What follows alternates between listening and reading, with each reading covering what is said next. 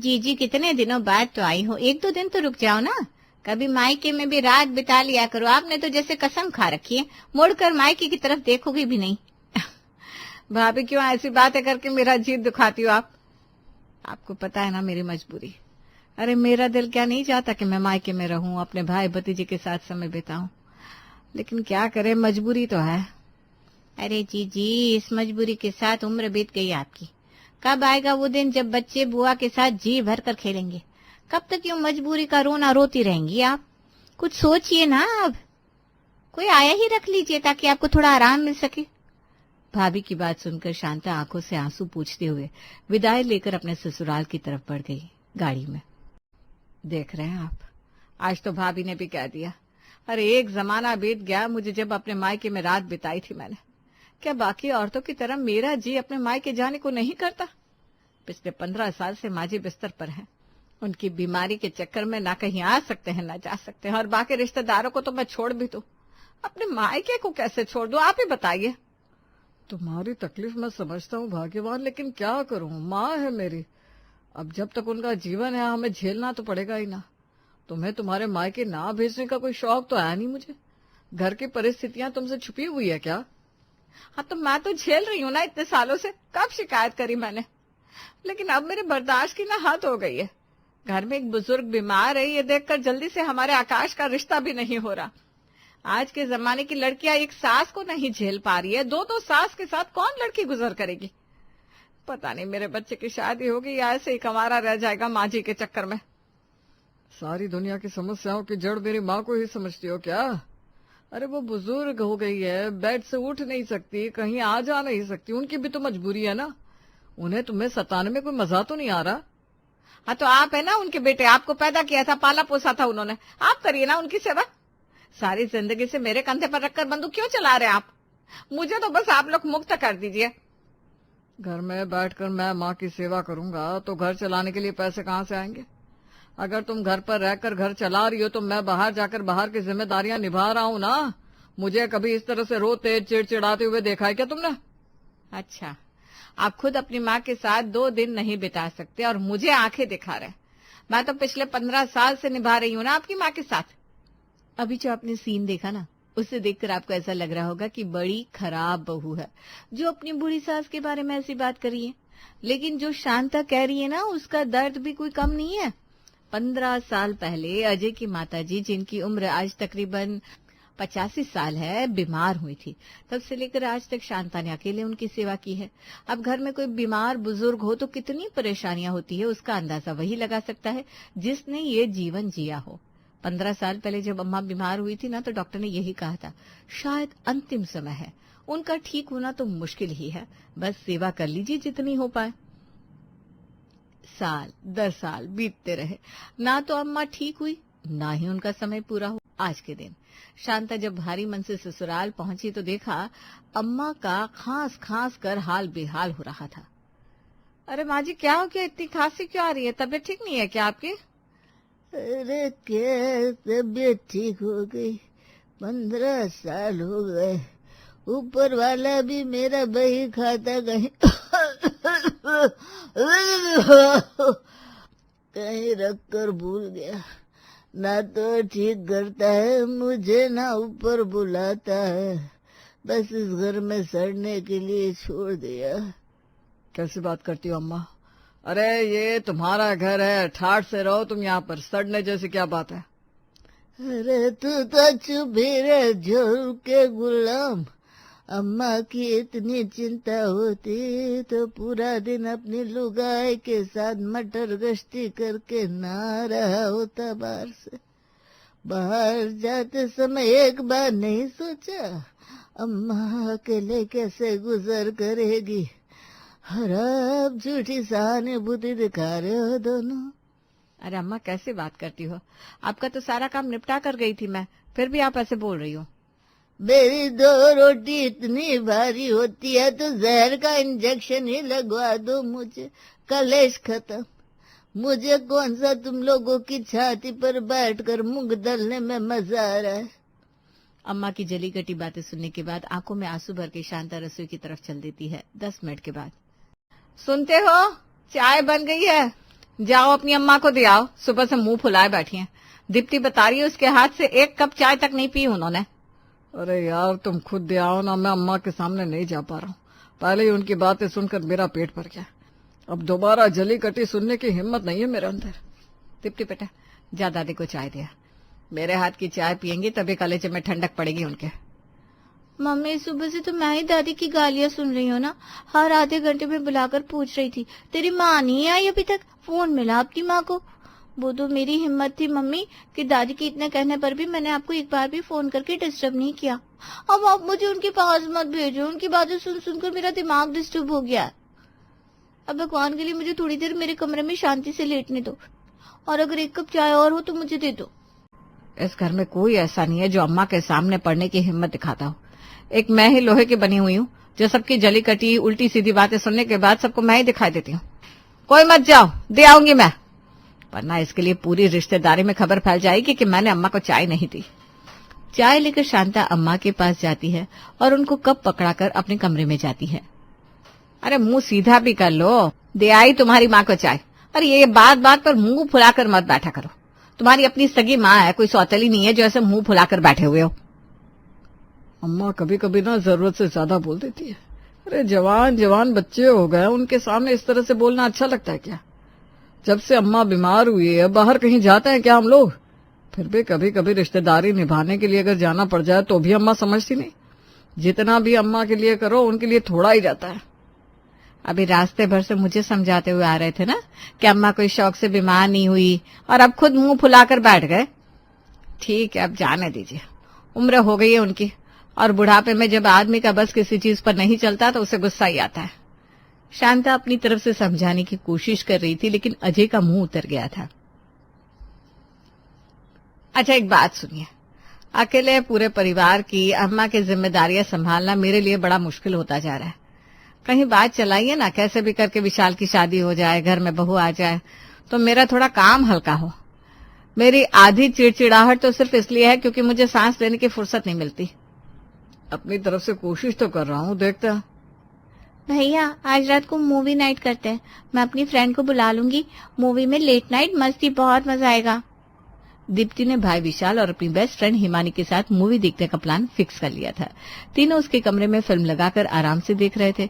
अभी आधे घंटे की फिल्म बीती होगी कि उन्हें दादी के खांसने की आवाज सुनाई देती है। यार दादी की खांसने की आवाज बार बार आ रही है, डिस्टर्ब हो रहा है। फिल्म की आवाज भी समझ में नहीं आ रही। दादी को तो चैन ही नहीं है यार, कोई मतलब नहीं है फिल्म देखने का, परेशान हो गए दादी की खो खो से। भैया आप जाकर देखो ना, दादी ने दवाई नहीं ली है क्या आज? दादी को दवाइयों का असर कहाँ होता है? दवाइयों ने तो कब का असर करना बंद कर दिया। दिन में ताने मार मार के सबका जीना मुश्किल करती है और रात में खास कर। कोई बात नहीं, कोई दिक्कत नहीं, फिर कभी फिल्म देख लेंगे। शायद टीवी की आवाज भी बाहर जा रही होगी तो दादी की नींद डिस्टर्ब हो रही होगी। मैं चलती हूँ विशाल, तुम मुझे घर तक छोड़ दोगे? हाँ क्यों नहीं। रास्ते में विशाल मुझे ऐसा लगता है कि दादी की तबीयत कुछ ठीक नहीं है, उन्हें आज कुछ ज्यादा ही खांसी आ रही है। कल एक बार डॉक्टर को दिखा देना प्लीज। हाँ दिखा दूंगा, वो ना थोड़ा गुस्सा आ गया इसलिए ज्यादा बोल गया। लेकिन तुम्हें सच बताऊं, हर तीसरे दिन दादी को डॉक्टर के पास लेकर जाते हैं। अब तो डॉक्टर ने भी बोल दिया है दादी की प्रॉब्लम का कोई सोल्यूशन नहीं है। तुम्हें एक इंटरेस्टिंग बात बताऊं, 15 साल पहले डॉक्टर ने बोल दिया था दादी अब साल भर से ज्यादा जिएंगी नहीं, और देखो 15 साल बिता दिए दादी ने। ऐसा मत बोलो ना यार, ये कोई मजाक की बात नहीं है। अच्छा मेरा घर आ गया, तुम ध्यान से जाना। हाँ हाँ डोंट वरी। अगले दिन सुबह। अरे मैं अभी अम्मा को डॉक्टर को दिखा कर लाई, डॉक्टर कह रहा है हालत ठीक नहीं है अम्मा की। सुनिए जी, मैं कह रही हूँ कोई भी लड़की देखकर जल्दी से जल्दी इस विशाल के हाथ पीले कर दो आप। अम्मा को कुछ हो गया ना तो फिर साल भर तक कोई शुभ काम नहीं कर पाएंगे हम लोग, और फिर दीप्ति की भी तो शादी करनी है, आखिर कब तक ऐसे चलता रहेगा? अरे शादी शादी शादी रट लगा रखी है तुमने, कोई लड़की नजर में ही नहीं है। और दूसरी बात, मान लो कहीं से कोई लड़की मिल भी जाए तो बहू को रखोगी कहाँ? घर में ले देकर एक छोटा सा कमरा है, उसमें भी अम्मा को देखने वाले आते जाते रहते हैं। बेटे बहू के लिए कहीं इंतजाम भी तो करना पड़ेगा ना। पहले अपने बच्चों के बारे में सोचेंगे या रिश्तेदारों की खातिरदारी के लिए कमरा खाली करके रखेंगे? मम्मी आपको मेरी फ्रेंड हिमानी कैसी लगती है, वो कैसी रहेगी भैया के लिए? अरे बेटा हमने तो ऐसा कभी सोचा ही नहीं। कुछ बातचीत होती है क्या हिमानी और विशाल के बीच में? नहीं मम्मी, ऐसी कोई बात नहीं है, लेकिन मैंने महसूस किया है कि भैया और हिमानी दोनों एक दूसरे को पसंद तो करते हैं। और फिर आप भैया के लिए लड़की ढूंढ रही हो तो हिमानी में क्या बुराई है? इतने सालों से हमारे घर आती जाती है, अच्छे से जानते हैं हम लोग उसे। वैसे तो घर में सबसे छोटी है, लेकिन बात पते की करी है तूने। मैं भाई साहब से बात चलाता हूँ। दीप्ति का तीर एकदम निशाने पर जाकर लगा था। अजय ने जैसे ही हिमानी के पेरेंट्स से शादी के बारे में बात की, सब लोग खुशी खुशी शादी के लिए तैयार हो गए। शादी के दिन अरे अजय, एक निकम्मी बहू आई थी इस घर में 25 साल पहले। उसने ही तारे दिखा कर रखे हैं, अब दूसरी ओर ला रहा है। मैं बता रही हूँ, अपने बेटे की शादी करके आज तक पछता रही हूँ। तू भी मेरी तरह खून के आंसू रोएगा। मैं तो कहती हूँ कोई जरूरत नहीं है लड़के की शादी करने की। जब तक लड़के की शादी नहीं होती, माँ बाप का होता है वो। उसके बाद तो लुगाई के पल्लू से जाकर बंध जाता है। अम्मा, दिन समय तो देख लिया करो, कभी भी शुरू हो जाती हो तुम। और शांता ने क्या बुरा कर दिया आज तक आपके साथ? 15 साल से वही तो आपकी सेवा कर रही है। अरे कभी तो किसी की तारीफ कर दिया करो। अरे तारीफ ना सही, कम से कम इतने रिश्तेदारों के सामने बदनाम तो मत करो उसे। अरे अजय, तू क्यों अम्मा के साथ बहस कर रहा है? तुझे पता है ना, दिमाग काम नहीं करता अम्मा का। अरे चुप कर, आई बड़ी अम्मा का दिमाग काम नहीं करता। खूब दिमाग काम कर रहा है मेरा। और तुम सबके एक एक काले चिट्ठे जानती हूँ मैं। अम्मा की उम्र हो गई तो अम्मा को पागल समझते हो क्या तुम सबके सब? मैंने तो वही कहा जो सच है। अब सच्ची बात किसी को कड़वी लगती है तो लगे मेरी बल्ला से। अरे अम्मा, जाने दो इन सब बातों को। आपका पोता बारात लेकर जा रहा है, आशीर्वाद दो, दुल्हन घर में आने वाली है। ठीक है ना, भाभी ने नहीं करी आपकी सेवा, अब आपकी पोत बहू आएगी, उससे खूब सेवा करवा लेना। पोता तो कभी बात तक नहीं करता, इसकी बहू क्या सेवा करेगी मेरी? मैं क्या जानती नहीं, दिन रात भगवान से यही मांगते हैं, दादी जाए तो ये शांति से जिए। अम्मा की जली कटी बातों को इग्नोर करते हुए किसी तरह घर से बारात विदा होती है और विशाल हिमानी को दुल्हन बनाकर घर में ले आता है। विशाल की शादी के 1 सप्ताह के बाद। हाय, मुझे सांस नहीं आ रहा। हाय हाय, कोई है? अरे दादी, आपको क्या हो गया? आप रुको, मैं गाड़ी निकालता हूँ। अभी डॉक्टर के यहाँ लेकर चलते हैं, आप घबराओ मत। आनंद फानन में अम्मा को अस्पताल लेकर जाते हैं, जहाँ पर 2 दिन एडमिट रहने के बाद उन्हें छुट्टी मिलती है। अरे अजय, मुझे लग रहा है मेरा आखिरी टाइम आ गया। तू ऐसा कर, सारे रिश्तेदारी में खबर करवा दे। आखिरी बार जिसे मिलना हो मिल ले, फिर मिलूं ना मिलूं। जैसे ही रिश्तेदारी में ये खबर पता चलती है, एक एक करके रिश्तेदार अम्मा से मिलने के लिए आते हैं। विशाल, शादी के बाद ना लोग हनीमून पर जाते हैं, घूमते फिरते हैं, एक दूसरे के साथ टाइम बिताते हैं। और जब से मैं यहाँ आई हूँ, तुम्हारे रिश्तेदारों के लिए चाय नाश्ता बना रही हूँ। मुझे समझ में नहीं आता, चाय बनवाने के लिए शादी करी थी क्या मुझसे? अरे यार, मुझे क्या पता था हमारी शादी के बाद अम्मा की तबीयत इतनी खराब हो जाएगी। और तुम्हें क्या लग रहा है, ये पूरा दिन मेहमानों के आने जाने से हम लोग डिस्टर्ब नहीं हो रहे? अपने कमरे में घुसने का मौका भी नहीं मिल रहा है। कमरे पर मेहमानों ने कब्जा कर रखा है, जमीन में सोना पड़ रहा है। मेरा इंटरव्यू है, मुझे उसके लिए तैयारी करनी है। और हमारे घर को भिंडी बाजार बना रखा है। 2 हफ्ते हो गए, बुआ आ रही है, मामी आ रही है, मासी आ रही है, मौसा जी आ रहे हैं। मेहमानों के बच्चों ने हमारे घर को पार्क बनाकर रख दिया है। इतनी शोर शराबों के बीच में कैसे पढ़ाई करूं मैं? अरे बेटा, मैंने कोई रिश्तेदार को इनवाइट कर रखा है क्या? अब तुम्हारी दादी की तबीयत खराब है तो लोग मिलने तो आएंगे ना। माँ, कुछ नहीं हो रहा दादी को, पिछले 8-10 साल से यही ड्रामा चल रहा है। हर 6 महीने में दादी की तबीयत खराब होती है। दादी सबको आखिरी दिन कहकर इकट्ठा कर लेती है। फिर 1 महीने तक हम मेहमानों की खातिरदारी करते हैं और उनके बाद दादी फिर से हट्टी कट्टी हो जाती है। अरे चुप कर, किसी ने सुन लिया तो लेने के देने पड़ जाएंगे। अरे अच्छी बात है ना बेटा, दादी स्वस्थ हो जाती है, अब क्या उनके जाने की दुआ मांगेंगे हम लोग? अम्मा की बीमारी से परिवार में सभी लोग परेशान हो गए थे। एक दिन जब सुबह 5 बजे शांता उठी तो अम्मा के शरीर में कोई हलचल नजर नहीं आ रही थी। दादी वाकई सबको छोड़कर जा चुकी थी।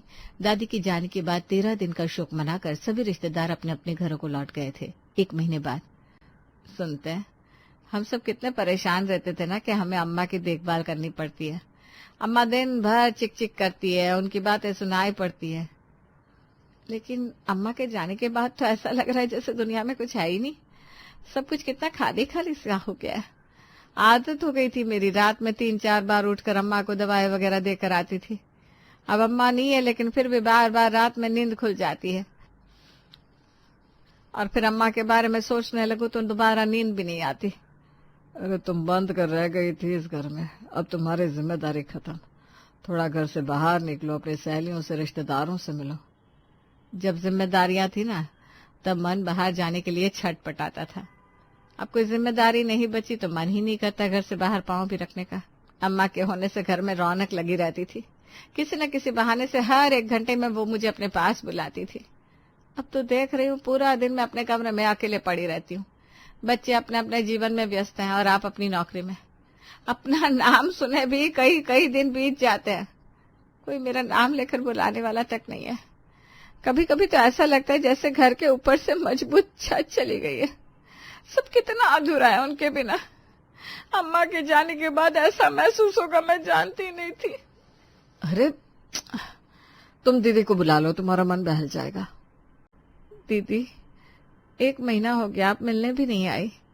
अरे अम्मा चली गई तो क्या हो गया, आपका मायका अभी सलामत है। भाभी, अम्मा की तबीयत ठीक नहीं रहती थी। लाख काम हो फिर भी अम्मा से मिलने के लिए किसी तरह समय निकाल कर हम आ जाते थे। लेकिन अब तो मायके आने का कोई बहाना ही नहीं रहा। अभी तो बच्चों के एग्जाम चल रहे हैं, समय मिलते ही मैं आऊंगी, आप अपना ख्याल रखना। मम्मी जी, जब मैं शादी होकर आई ना, तो एक मेहमान आता था, एक जाता था। मेहमानों के लिए चाय नाश्ता खाना बनाते बनाते परेशान हो गए थे हम लोग। अब ऐसा लगता है जैसे लोग हमारे घर का रास्ता ही भूल गए। बिल्कुल ठीक कहा बेटा तूने। अम्मा का आशीर्वाद था कि उनके होने से यह घर हमेशा सजीव लगता था। अब तो जैसे अजीब सा सन्नाटा खालीपन आ गया है घर में। मेरी सब शिकायतें दूर हो गई है, लेकिन पता नहीं मन नहीं लग रहा अब घर में।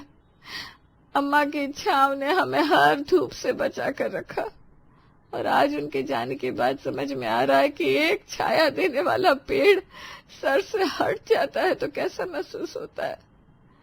हमारे बुजुर्ग ऐसे ही तो होते हैं, वो लड़ते हैं, डांटते हैं, परेशान करते हैं, लेकिन उनके होने से जो मजबूती मिलती है ना, उसकी इम्पोर्टेंस तब पता चलती है जब वो नहीं रहते। अरे श्रुति, सारी सफाई आज ही कर लेगी क्या? कब से देख रही हूँ घर को चमकाने में लगी है। हाँ यार, आज जितना हो सकेगा उतना चमका दूंगी घर, कोई कसर नहीं रहनी चाहिए। पर इतनी सफाई कर किसके लिए रही है? दिवाली को तो अभी पूरे 20 दिन बाकी है। कोई सेलिब्रिटी तो नहीं आ रहा तेरे घर? हाँ मानसी, बस यही समझ ले, या फिर सोच सेलिब्रिटी से भी ऊपर के लोग आ रहे हैं। ऐसा भी कौन आ रहा है यार, बता तो सही। मेरे सास ससुर आ रहे हैं गांव से, बस उनके ही आने की तैयारी चल रही है। अरे सुनिए तो, जरा बाजार जाकर मम्मी जी पापा जी के लिए बाजरे का आटा तो लेते आइए। वो गेहूं के आटे की रोटियां नहीं खाते ना। अरे ये तो मैं भूल ही गया था, रुको अभी लेकर आता हूँ। और मम्मी के फेवरेट रसगुल्ले भी ले आता हूँ। अरे जल्दी कीजिए। वैसे अच्छा है श्रुति, तेरे सास ससुर आ रहे हैं, मेरी मम्मी जी को भी कंपनी मिल जाएगी। हाँ वो तो देखते हैं इन लोगों की आपस में कैसी जमेगी। चल अब तू जल्दी जल्दी अपना काम खत्म कर ले, मैं भी जाती हूँ, नाश्ता बनाना है। अच्छा अच्छा चल ठीक है। इस तरह श्रुति से बात करके मानसी अपने घर आ गई और नाश्ता बनाने लगी। मानसी और श्रुति एक ही फ्लोर पर रहते थे और उनके फ्लैट भी आमने सामने थे, इसीलिए बातचीत और आना जाना लगा रहता था। शाम को निखिल सावित्री और विमल को लेकर अपने बिल्डिंग के नीचे पहुंचा।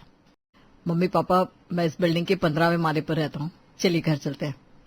अरे इतनी ऊपर घर लेने की क्या जरूरत है, हम तो चढ़ते चढ़ते रास्ते में ही भगवान को प्यारे हो जाएंगे।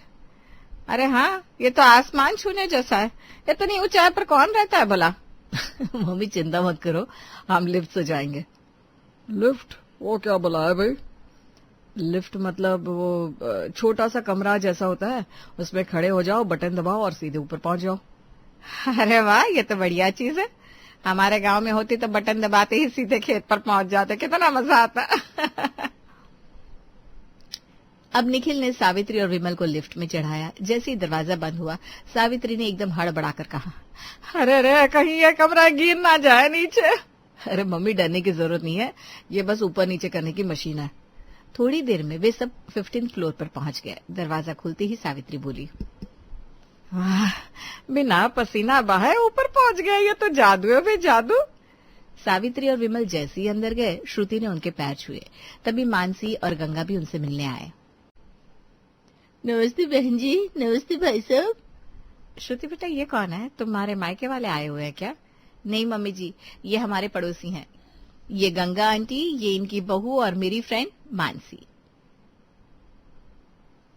ओहो, तो पड़ोसी है भाई। पड़ोसी भी तो अपने परिवार जैसे ही होते हैं।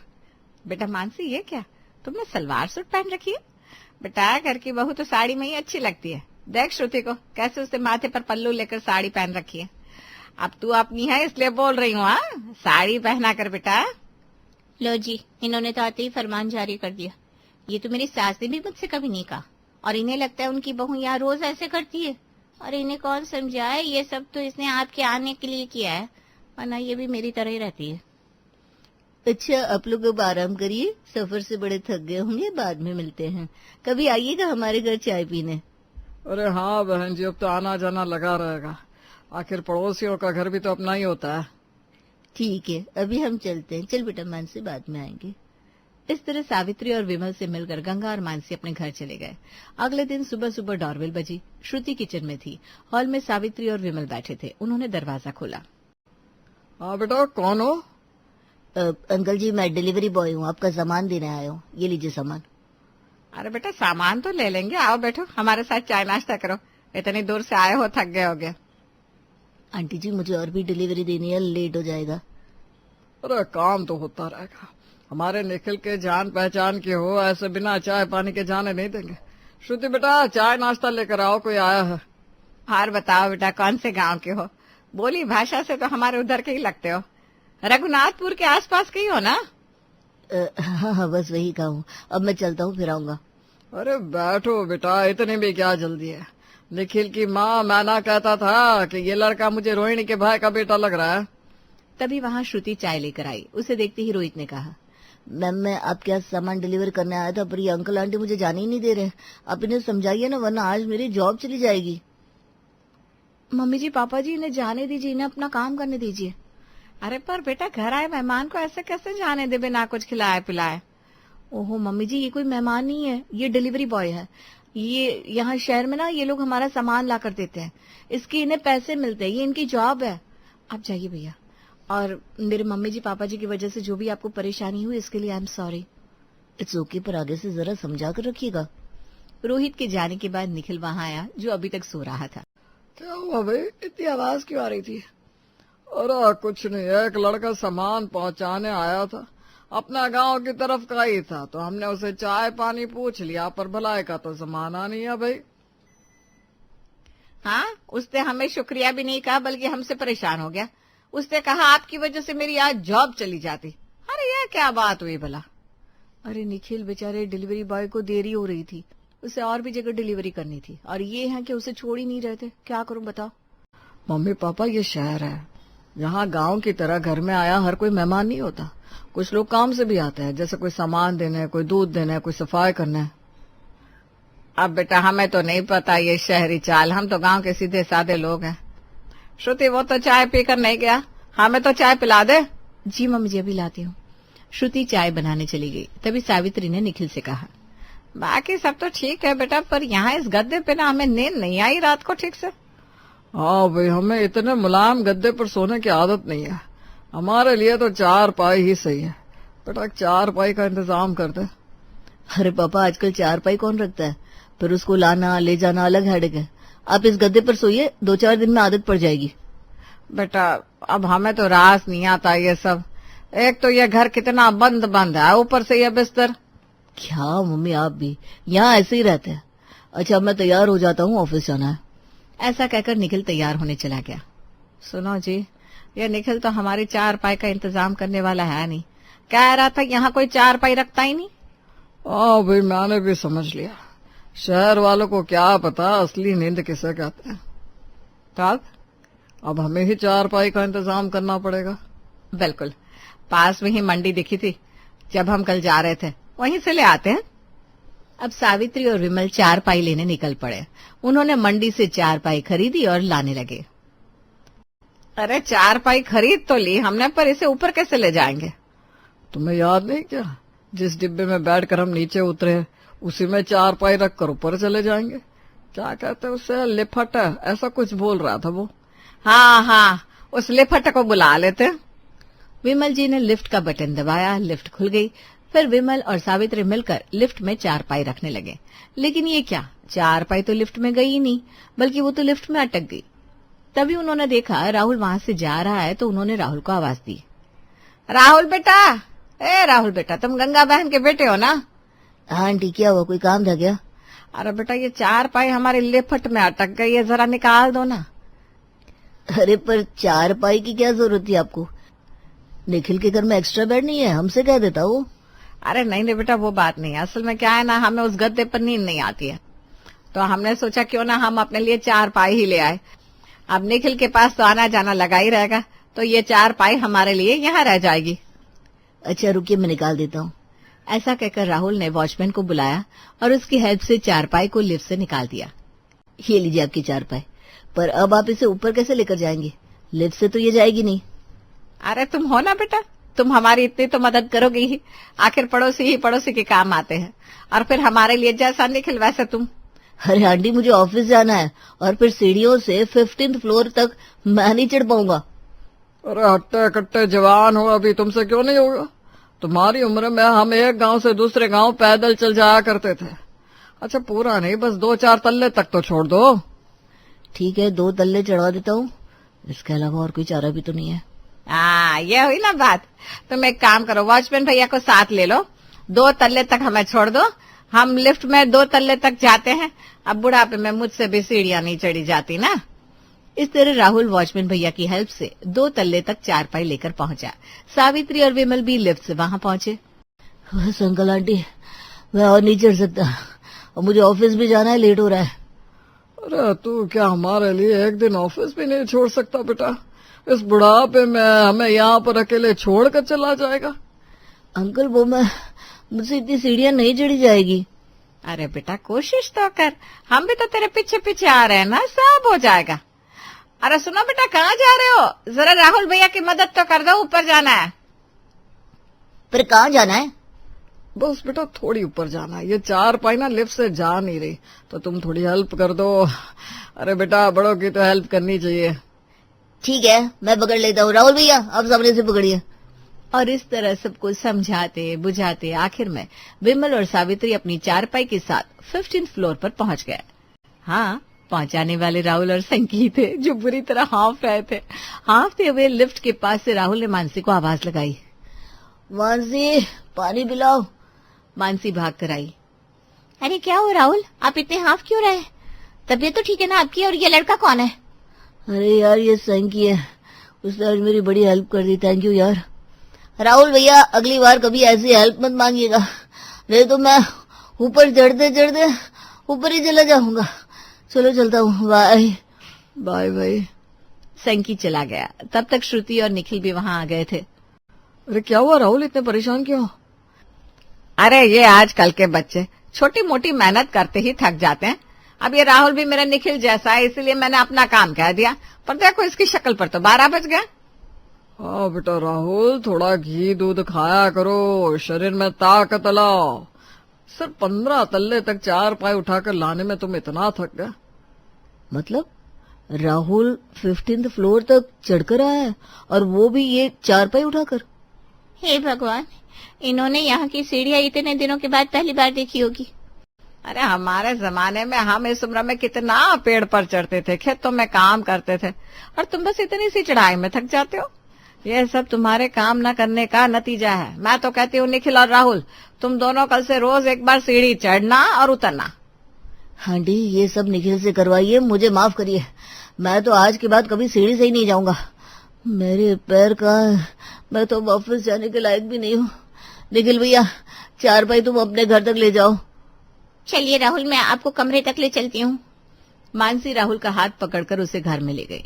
इधर निखिल करता भी क्या, अब विमल और सावित्री जब चारपाई इतनी दूर ला चुके थे तो उसने भी चुपचाप चारपाई घर में जाकर डाल दी। सावित्री और विमल आराम से अब अपनी चारपाई पर आराम करते और रोज के अपने कामों से श्रुति, निखिल, साथ में अपने पड़ोसियों को रोज रोज परेशान करते। एक दिन सावित्री ने गंगा के यहाँ आकर कहा, गंगा बहन घर पे हो क्या? अरे आओ बहन, कैसे आना हुआ? गंगा बहन, कल हमारे निखिल का बर्थडे है।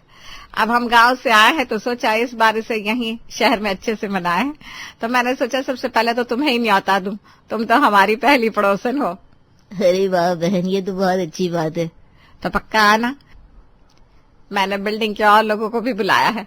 अब देखो गांव में तो हम हर शुभ काम पर ना पूरे मोहल्ले को बुलाते हैं, तो वही परंपरा यहाँ भी निभाएंगे। हाँ बहन, जरूर आएंगे, मैं मानसी को कह दूंगी। अच्छा बहन, चलती हूँ, बहुत काम है ना कल जन्मदिन का। ऐसा कहकर सावित्री चली गई। शाम को गंगा और मानसी उनके घर पहुंचे। बिल्डिंग के बाकी लोग भी आए हुए थे। सब ये देखकर हैरान थे कि हॉल पूरा खाली था, खाने पीने का कोई इंतजाम नहीं दिख रहा था, बस दरियां बिछी हुई थी। उसे देखकर गंगा ने कहा, ये क्या है? सावित्री बहन ने कहा था निखिल के जन्मदिन की पार्टी है, पर यहाँ तो ऐसा कुछ भी नहीं दिख रहा। हाँ गंगा, देखो तो मुझे तो खाने पीने का कोई इंतजाम नहीं दिख रहा, बल्कि हॉल का सामान भी इधर उधर हटा दिया है। वही तो आंटी मैं भी नहीं समझ पा रही हूँ, ये सावित्री आंटी कैसा बर्थडे मनाना चाहती है निखिल भैया का। अभी सब बात कर रहे थे कि सावित्री वहां आई। उसे देखकर अपर्णा ने पूछा, अरे सावित्री बहन, पार्टी में बुलाया है पर पार्टी जैसा कुछ दिख नहीं रहा। हाँ सावित्री बहन, ये तो कुछ समझ में नहीं आ रहा। पार्टी में तो केक कटिंग होती है, खाना पीना लगा होता है। अरे हम केक नहीं कटवाते, ये रहा हमारा निखिल। बस सब निखिल को आशीर्वाद दीजिए और ये नीचे लगी दरियों पर बैठ जाइए। सब साथ में नीचे बैठकर खाना खाएंगे तो आनंद ही अलग होगा। पार्टी में आकर इतनी अच्छी अच्छी साड़ियां पहनकर हम नीचे बैठकर खाना खाएंगे? हाँ, हमारे गांव में तो ऐसा ही होता है। चलिए आइए आइए, बैठिए बैठिए। अरे श्रुति, ये सब क्या चल रहा है? ये अपार्टमेंट में किसी की पार्टी में देखा है क्या नीचे बैठकर खिलाते? अरे नाक कट जाएगी तुम लोगों की। अब क्या बताऊं मानसी, हमने तो बहुत समझाया मम्मी जी पापा जी को, पर वो लोग माने ही नहीं। अब उन्हें जैसा ठीक लग रहा है करने दो, क्या कर सकते हैं। अरे आइए आइए सब, ये जो दरियां बिछी हुई है उस पर बैठिए सब। आओ मानसी बेटा, तुम भी बैठो। श्रुति, सबके लिए प्लेट्स लगाओ बेटा। अब सारे मेहमानों को जबरदस्ती विमल और सावित्री ने नीचे दरी पर बिठा दिया। फिर प्लेट लगाई सबके आगे। ये लीजिए, खाइए, शर्माइएगा नहीं, अपना ही घर समझिएगा। ये क्या, पूरी सब्जी? अब क्या कहे, मम्मी पापा का बड़ा मन था सबको पूरी सब्जी खिलाई जाए। एक्चुअली गांव में ना इसी तरह से पार्टी होती है। हे भगवान, ये कैसी पार्टी है? आजकल पूरी सब्जी कौन खिलाता है पार्टी में? अरे noodles, paneer tikka, pasta, pizza, cake, कितना कुछ है खाने के लिए। अरे बेटा, ये लो पुलाव भी है, पनीर की सब्जी के साथ पुलाव खाओ, बहुत मजा आएगा। ये सब तो ठीक है, पर पुलाव खाने के लिए चम्मच तो दीजिए। जी अभी लाती हूँ। ना ना बेटा, चम्मच का क्या होगा? हाँ, खाना खाने का असली मजा हाथों से है। अरे हाथ से खाइए, मजा आएगा। अब सावित्री और विमल के इतना कहने पर सबने हाथ से नीचे बैठकर खाना खाया।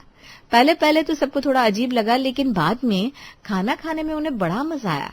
खाना खाने के बाद मानसी ने कहा, खाना सच में बहुत टेस्टी था। आज आपने ना बचपन की याद दिला दी। बचपन में मम्मी ऐसे ही आलू पूरी बनाती थी। आज कितने दिनों बाद ऐसे आलू की सब्जी पूरी खाई है। हाँ, ऐसे जमीन में बैठकर खाना इतना भी बुरा नहीं था। कभी कभी तो खाया जा सकता है, इसका भी अपना अलग मजा है। हाँ सावित्री बहन, निखिल का बर्थडे तो याद रहेगा। अब तो हम भी कभी कभी ऐसी पार्टी कर लिया करेंगे अपने बिल्डिंग में, सब साथ में बैठकर खाएंगे, कितना अच्छा लगता है। अरे हमारे गांव में तो ऐसे ही खाते हैं, ऐसी ही दावत होती है। मुझे तो पता नहीं शहर में कैसी पार्टी होती है। कभी बुलाओ अपनी शहर की पार्टी में। जैसे आप सबको हमारे गांव की पार्टी में आनंद आया, वैसे हमें भी शहर की पार्टी का मजा लेने दो। हाँ, क्यों नहीं। 4 दिन बाद मेरे यहाँ पार्टी है, आप सबको आना है। और हाँ सावित्री बहन और विमल जी, आप लोग स्पेशल इनवाइटेड है, आइए हमारी शहर की पार्टी में। हाँ, शहर की पार्टी भी अच्छी है तो गांव की पार्टी भी मजेदार है। बात सिर्फ अपने अपने कल्चर की है। जी बिल्कुल सही कहा आपने। जैसे आप लोगों को ये पार्टी याद रहेगी, वैसे हमें भी हमेशा याद रहेगी। अच्छा, अब हम चलते हैं। गांव का ये देसी अंदाज हम कभी नहीं भूलेंगे। और इस तरह पार्टी खत्म करके सभी लोग अपने अपने घर आ गए। कुछ दिन साथ रहकर श्रुति के सास ससुर सावित्री और विमल भी गांव चले गए और छोड़ गए सबके दिलों में अपने गांव की छाप। कुछ लोगों को ख्याली दुनिया में रहना ज्यादा पसंद होता है। आपने भी ऐसे कई लोगों को देखा ही होगा। अगर नहीं देखा है तो चलिए आज आपकी मुलाकात करवाते हैं शीला और उसकी बेटी रंगोली से, जिनकी ख्याली दुनिया कुछ अलग ही है। नहीं नहीं भाभी, हम ये सब नहीं लेते हैं। इसका हम क्या ही करेंगे, आप बताइए। ये टूटी हुई कुर्सी, ये टूटा हुआ बल्ब, आप तो इसे कचरे में ही डाल दीजिए। अरे हम तुझे मौका दे रहे थे, तुम्हें नहीं पता कि ये बल्ब यहाँ का नहीं है? ये हमने उस जगह से लिया है जहाँ कभी सूरज ही नहीं उगता। तूने अंटार्कटिका का नाम सुना है क्या? नहीं भाभी, ये कौन सी जगह है? अरे ये वो जगह है जहाँ कभी सूरज ही नहीं निकलता, इसीलिए वहाँ लोग ये बल्ब का प्रयोग करते हैं। मैंने सोचा इतनी कीमती चीज दे दूंगी तुझे। कोई बात नहीं मम्मी, हम ये कालू कबाड़ वाले को दे देंगे, रहने दीजिए आप भैया। नहीं नहीं नहीं, अगर ये इतना ही कीमती बल्ब है तो हम ले जाएंगे, लेकिन इसके ज्यादा रुपए तो नहीं दे सकते। हमारे पास तो अभी सिर्फ 200 रुपए है बस। अब हम तो ठहरे बड़े दिल वाले। कोई बात नहीं, 200 रुपया ही दे दो, चलो निकालो। ठीक है, ऐसी और कीमती चीजें हो तो हमें जरूर बताइएगा, हम ले जाएंगे। हाँ जरूर। वाह मम्मी, आपने तो कमाल ही कर दिया। पता नहीं क्या क्या कहती रहती हो तुम दोनों सबसे। अरे हम कोई झूठ नहीं कहते, हमारी चीजें होती ही इतनी कीमती है। ख्याली दुनिया से बाहर आओ और दूसरों को पागल बनाना बंद करो। तुम्हारी वजह से दूसरों का कितना नुकसान होता है पता है? पापा, हम किसी का नुकसान नहीं करते। अब हमारे पास कीमती चीजें हैं तो हम क्या कर सकते हैं। इस बल्ब पर तो लिखा भी हुआ था अंटार्कटिका कंपनी। अरे वो सिर्फ बल्ब की कंपनी का नाम था, ये कोई बल्ब वहां से बनकर नहीं आया। और रंगोली, ये सब हरकतें तुम छोड़ी दो। अपनी माँ की तरह बनने की जरूरत नहीं है, कुछ ही दिनों में तुम्हारी शादी है। अरे रंगोली बड़ी ही समझदार लड़की है, वो किसे किसे क्या बताना है सब कुछ समझती है। आप उसे उल्टी पट्टी मत पढ़ाइए। मैं उसे सीधे रास्ते पर आने को कह रहा हूँ। पता चला कि ससुराल में भी ख्याली दुनिया में रहकर सब कुछ गुल गोबर करती रहेगी। मैंने आज तक इसको बहुत कुछ सिखाया है, कभी भी किसी को खुद से ऊपर मत जाने देना। समझ गई ना बेटा? मौके पर चौका मारना जरूरी है। ये चौका मारने के चक्कर में कहीं क्लीन बोल्ड ना हो जाए ससुराल में। ऐसे कैसे होगा? ये मेरी बेटी है। बस उसी का तो अफसोस है। अब तो आपको पता चल ही गया होगा कि हमारी होने वाली रंगोली बहू का किरदार कितना मजेदार होने वाला है। अब बस ये देखना है कि रंगोली अपने ससुराल में जाकर क्या करती है। रंगोली के ससुराल में हर कोई तोहफे देख रहा था। ये कैसी साड़ी है? सूती के कपड़े की साड़ी? आशा, कैसे समझ ली है तुमने? कोई दहेज में सूती की साड़ी देता है क्या भला? रंगोली बहू, ये ऐसी साड़ी क्यों डाली है तुम्हारे मायके वालों ने? शायद कोई गलती हो गई होगी, है ना? अरे नहीं माँ जी, ये कोई आम साड़ी नहीं है। ये गांधी जी के वक्त की सूती कपड़े की साड़ी है। उस वक्त गांधी जी अपने चरखे पर इस कपड़े को बनाते थे। क्या? ये कपड़ा खुद गांधी जी ने बनाया है? लेकिन 75 सालों तक ये कपड़ा संभाल कर रखा हुआ है। मतलब वही तो बात है ना माँ जी, कि ये कपड़ा इतना कीमती है कि सरकार ने इसे संभाल कर रखा हुआ है। आपको नहीं पता हमें कितने महंगे में पड़ी है ये साड़ी, लेकिन बुआ जी के लिए हम ऐसी वैसी कोई आम साड़ी ला नहीं सकते थे। वाह, इतनी अनोखी साड़ी तो आज तक मुझे किसी ने नहीं दी। अगर तू नहीं बताती रंगोली बहू तो मुझे तो पता ही नहीं चलता। बुआ जी, अभी तो आप खुश है ना? अरे खुश क्या, मैं तो आसमान पर हूँ। गांधी जी के जमाने की कपड़े की साड़ी मुझे तोहफे में मिली है। रुको, मैं सबको दिखा कर आती हूँ। देखा, कितनी खुश हो गई मेरी ननद। आज तक इतना खुश वो कभी नहीं हुई है। हाँ भाई, देखा, मैं उछल रही थी तेरी ननद तो। और एक मेरी ननद है जो आज तक मुझे ताना मारती है कि मेरी बहू उन्हें असली सिल्क की साड़ी भी नहीं देती। लेकिन माँ जी, वो असली सिल्क की ही थी। लेकिन उन्हें तो नहीं लगा ना। अरे आशा की बहू को देखो, आते ही सबका मन खुश कर दिया। सूती की 200 रुपये की साड़ी को गांधी जी की साड़ी कह रही है, भैंको कहीं की। चल तू मन खराब मत कर अपना, आजा, मैं तुझे और तोहफे दिखाती हूँ, आजा चल। वो कहावत है ना, करे कोई भरे कोई। बस हमारी प्रिया बीच में फंस गई। रंगोली ने बुआ जी को ऐसा लपेटे में लिया कि बुआ जी तो उसकी तारीफें करते नहीं थक रही थी, लेकिन तानों का भुगतान उसकी पड़ोसन प्रिया कर रही थी। माँ जी, ऐसी कोई साड़ी मिलती नहीं है। सरकार के पास ऐसा कोई कपड़ा नहीं होता जो गांधी जी ने बनाया हो। लेकिन वो रंगोली तो लेकर आई ना, इतनी महंगी और अनोखी साड़ी। तुम भी मंगाओ ना कहीं से। माँ जी, वो बस फेंक रही है सबके सामने, ऐसी कोई साड़ियाँ नहीं होती। हाँ, अब लोमड़ी को अंगूर नहीं मिलते तो उसे वो खट्टे ही लगते हैं। माँ जी, आप मुझे ताना मार रही हैं। नहीं बहू, मैं तो अपनी किस्मत पर रो रही हूँ। खैर छोड़ो, अब क्या फायदा जब अपना ही सिक्का खोटा हो। माँ जी, मेरी बात तो सुनिए। कहाँ से ये मुसीबत गले पड़ गई है मेरे। यहाँ प्रिया रंगोली के फेंके हुए झूठ को समेटने में लगी थी कि रंगोली की हवाबाजी खत्म होने का नाम ही नहीं ले रही थी। भाभी, आपने क्या बना दिया? न स्वाद है न मिर्च मसाला, इसको निगलना भी मुश्किल है। रंगोली, ये कैसा खाना बनाया है? ऐसा लग रहा है बिना नमक मिर्च के खाना खा रहा है। और ये चावल तो इतने चिपक रहा है कि इनसे दीवार पर तस्वीर को चिपका सकते हैं।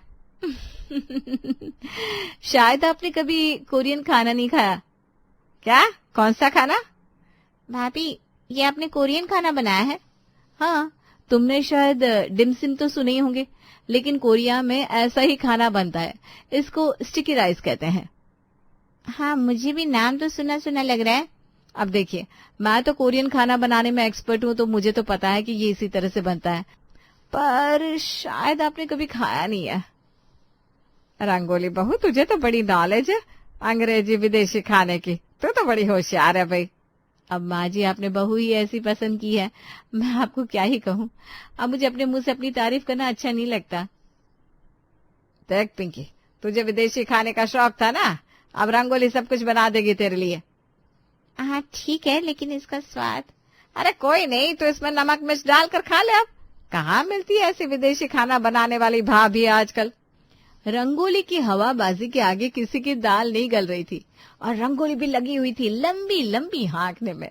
और अब तो वो ना सिर्फ ससुराल वालों के आगे, लेकिन मोहल्ले में भी अपनी पतंग उड़ाने में लगी थी। अरे, किस बात की मिठाई बांट रही है कांता? मेरे बेटे ने BMW कार ली है, इसी बात पर सबको मिठाई बांटना तो बनता है ना। खाओ खाओ। वाह, इसीलिए देखो काजू कतली बांट रही है कांता। तेरी तो ऐश हो गई भाई, इतनी महंगी कार लेकर आया बेटा। हाँ, कह रहा था भारत में बहुत कम लोगों के पास है ये कार। हमारी कार के बारे में भी लोग यही कहते हैं आंटी जी। आप भी हमारी लाइन में आ गई। तुम्हारी लाइन में? लेकिन तुम्हारे ससुराल में BMW कहाँ है? वहाँ तो कोई दूसरी कार है ना। हाँ रंगोली बहू, हमारे पास तो 5 लाख वाली कार है। अरे माँ जी, मैं मेरे मायके की बात कर रही हूँ। वहाँ भी ऐसी ही महंगी कार है जिसे देखने लोग दूर दूर से आते हैं। अच्छा पिंकी, जरा बताना तो, तुम्हारी भाभी के मायके में कौन सी कार है? भाभी, आपके पापा के पास तो वो ऑल्टो है ना, वो सबसे पुराना मॉडल। उस दिन लेकर आए थे, जो यहाँ चल भी नहीं रही थी। ऑल्टो? वो भी पुराना मॉडल है। कांता आंटी देख लिया, और ये आपको कह रही है कि ये भी आपकी जैसी बन गई है। बोलो, अब BMW कहाँ, ऑल्टो कहाँ? रंगोली, क्या कुछ भी बोल रही हो? अरे आंटी, मेरे पापा के पास कोई ऐसी वैसी ऑल्टो कार नहीं है। हमारी कार क्वीन विक्टोरिया के जमाने की है, उसमें क्वीन विक्टोरिया घूमती थी। अच्छा, और तुम्हारे पापा को वो कहाँ से मिली? इंग्लैंड में? वो लेने गए थे क्या? नहीं, मेरे पापा नहीं गए थे, लेकिन ये मेरे दादाजी की भी दादाजी की कार है। हमारे घर की तो विरासत है, समझ लीजिए बस। क्या आपकी कार सच में क्वीन विक्टोरिया के जमाने की है? अरे तभी तो हमने आज तक उसे बेचा नहीं है। न जाने लोग कहाँ कहाँ से उसे लेने आते हैं। आप ये समझ लीजिए कि हमारे पास विंटेज कार है। अगर ऐसा ही है तो मुझे भी कभी उसके साथ एक फोटो खिंचवा देना बहू। पहले वो गाड़ी चलने लायक तो बचे, तभी आप फोटो खिंचवा पाएंगी ना आंटी। जरूर आंटी, मैं आपको अपनी विंटेज कार में जरूर फोटो खिंचवाऊंगी। कितना फेंकती है, कितना फेंकती है। पता नहीं लोग इसकी बात पर विश्वास कैसे कर लेते हैं। तुम्हें भी अगर फोटो चाहिए तो मेरे मायके आ सकती हो प्रिया। नहीं नहीं, तुम्हें देखने के बाद मुझे तुम जैसे और देखने का कोई शौक ही नहीं है रंगोली। क्या? मैं कुछ समझी नहीं। अच्छी बात है, कुछ तो ऐसा है जो तुम्हें समझ में नहीं आया। चलो। अरे सुनिए सुनिए, 2 दिन के बाद मेरे मायके से कुछ सामान आने वाला है, तो मैं कह रही थी कि आप सब भी जरूर आइएगा मेरा कीमती सामान देखने के लिए, प्लीज। अच्छा बहू, क्या क्या आने वाला है?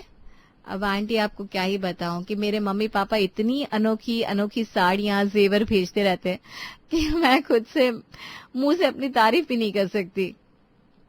तुम्हारी वो गांधी जी की साड़ी तो मुझे बहुत पसंद आई थी बहू।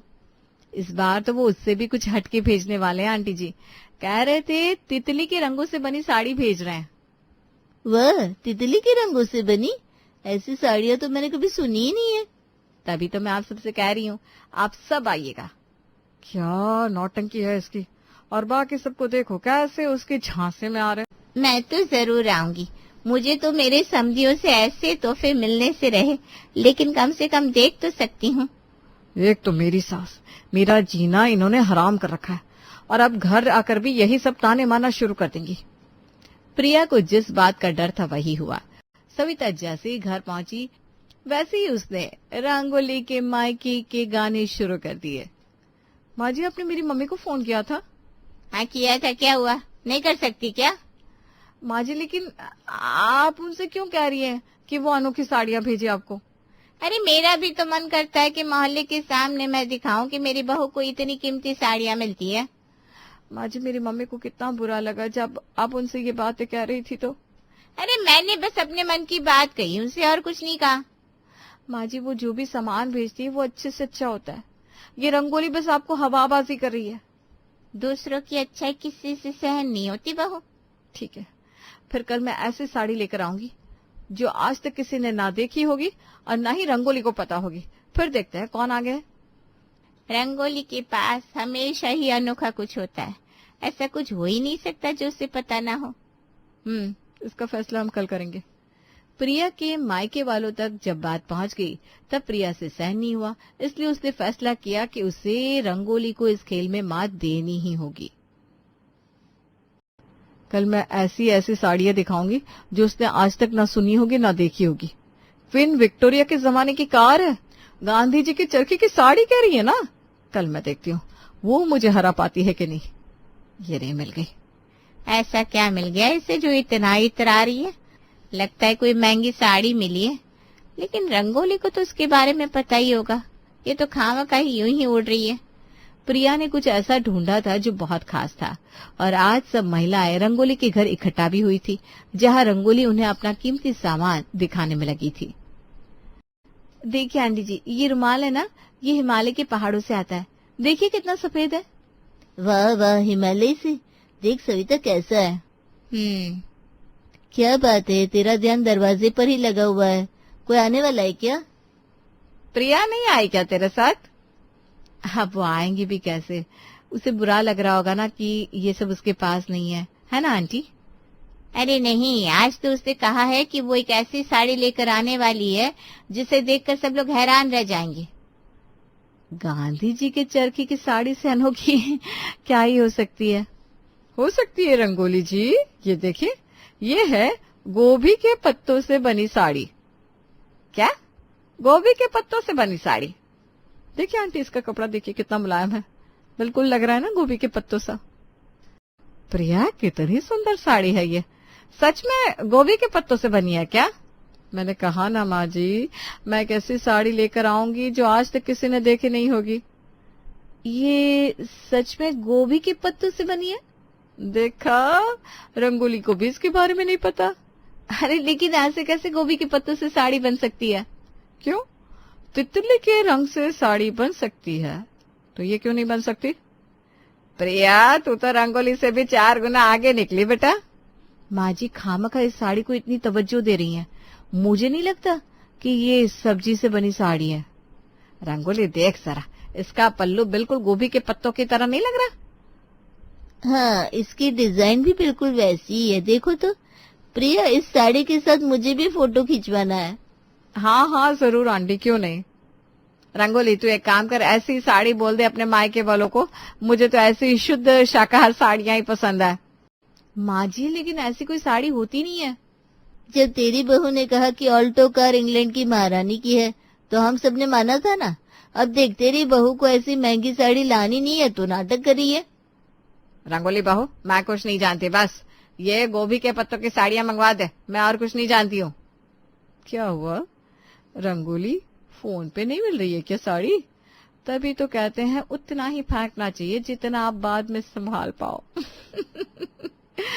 लगता है रेखा आंटी रंगोली ऐसी कीमती साड़ी अपने मायके तक ही रखना चाहती है, तभी तो आपको नहीं दे रही है। नहीं नहीं माँ जी, ऐसा कुछ भी नहीं है। रंगोली बहू, मुझे तुमसे ऐसी उम्मीद नहीं थी। माँ जी आप मेरी बात तो सुनिए। माँ जी वैसे आपने ये किया कैसे? तुम्हें क्या लगता है मैं भी तुम्हारी भाभी की तरफ फेंक रही हूँ? हाँ, क्योंकि ऐसी कोई साड़ी आती ही नहीं है। नहीं, मैंने एक कंपनी देखी थी जो सब्जियों के छिलकों से कपड़े बनाती है, जो धरती में मिलने के बाद भी जमीन को नुकसान नहीं पहुंचाते। बस मैंने वहीं से ये साड़ी ऑर्डर कर दी। इसका मतलब ये साड़ी सच में गोभी के पत्तों से बनी है? हाँ, ये साड़ी सच में गोभी के पत्तों से ही बनी है, जो बिल्कुल केमिकल फ्री है और पर्यावरण को नुकसान भी नहीं पहुंचाती। फिर तो मुझे भी एक सेल्फी लेने दीजिए। हाँ हाँ जरूर।